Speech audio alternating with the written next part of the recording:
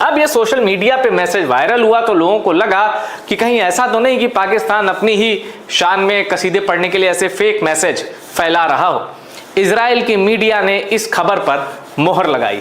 Israel took top envoy Araghchi and speaker Ghalibaf off its hit list off, हटा दिया hit list से।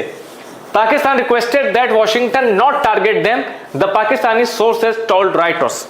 Reuters news agency, उसको Pakistani sources ने बताया और इस पे वॉल स्ट्रीट जर्नल और वॉशिंगटन पोस्ट ने भी मोहर लगाई है। The Israelis had their coordinates and wanted to take them out. We told the US if they are eliminated, then there is no one else to talk. Hence, the US asked the Israeli to back off.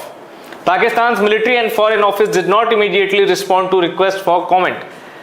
यहाँ से पुष्टि नहीं हुई है, comment नहीं किया गया है, पर इंटरनेशनल मीडिया में इस बात की स्वीकृति हो गई है कि पाकिस्तान ने इजराइल के प्लान को लेकर अमेरिका को आगाह किया और अमेरिका ने पाकिस्तान की सुनी। अब देखिए, मैं अरब न्यूज को कोट कर रहा हूं।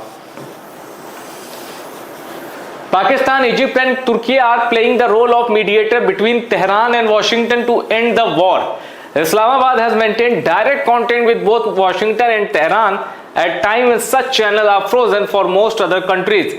अब यहां सबसे बड़ी बात यह है कि मुमकिन है, ये अरब मीडिया का दावा है, मुमकिन है कि जो पीस टॉक होगी ईरान और अमेरिका में वो इस्लामाबाद में हो सकती है, यानी तुर्की भी लगा है, लेकिन अंकारा में या इस्तांबुल में नहीं, वो पीस टॉक हो सकती है, संभावना जताई जा रही है इस्लामाबाद में।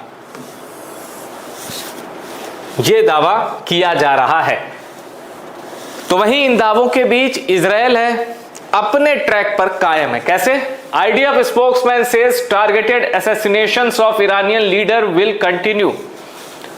इजरायली डिफेंस फोर्स के प्रवक्ता ने कहा है कि हमारी हिट लिस्ट में बाकी जितने नाम हैं उनको चुन चुनकर हम मारेंगे। तो ये थी पूरी कहानी, कैसे पाकिस्तान के रिक्वेस्ट पर यूएस दखल देता है और इजराइल से कहता है कि इन दो को मत छूना, और पाकिस्तान की बात मान ली जाती है इनडायरेक्टली। पाकिस्तान यूएस से कहता है, यूएस इजराइल से कहता है, और इजराइल कहता है चलो ठीक है, इन दो को नहीं मारेंगे, बाकी हम किसी को छोड़ेंगे नहीं।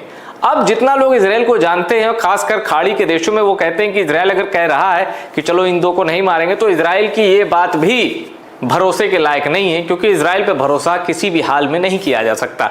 ऐसा उन देशों का कहना है जो सैद्धांतिक तौर पर ईरान के साथ इस जंग में खड़े दिखाई दे रहे हैं।